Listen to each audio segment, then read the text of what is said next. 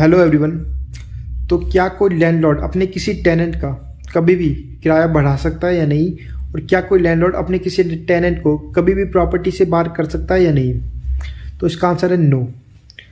तो आज जो हम बात करेंगे वो है दिल्ली रेंट कंट्रोल एक्ट के बारे में। तो ये जो एक्ट है ये ऑलमोस्ट दिल्ली के सभी एरियाज़ में एप्लीकेबल है, लेकिन ये एक्ट उन प्रॉपर्टीज़ पर अप्लाई नहीं होगी जिनका मंथली रेंट 3500 यानी 3500 से ज़्यादा है। तो अगर कोई लैंडलॉर्ड अपने किसी टेनेंट से प्रॉपर्टी खाली कराना चाहता है तो उस लैंडलॉर्ड के फेवर में पहले कुछ ग्राउंड्स अवेलेबल होने चाहिए, जैसे कि जो वो प्रॉपर्टी है वो उस लैंडलॉर्ड को अपने खुद के यूज़ के लिए चाहिए और उस लैंडलॉर्ड के पास कोई और दूसरी सूटेबल प्रॉपर्टी नहीं है, या फिर जो टेनेंट है वो उस प्रॉपर्टी का टाइमली रेंट पे नहीं करता,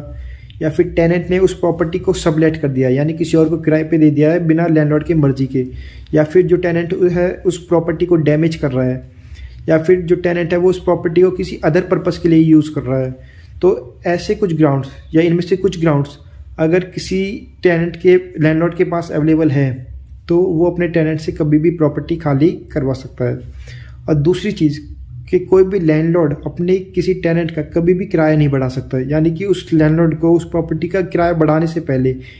1 महीने पहले का प्रायर नोटिस देना होगा, यानी उस 1 महीने के नोटिस के बाद एक्सपायर होने के बाद ही वो उस प्रॉपर्टी का किराया बढ़ा सकता है। Thank you.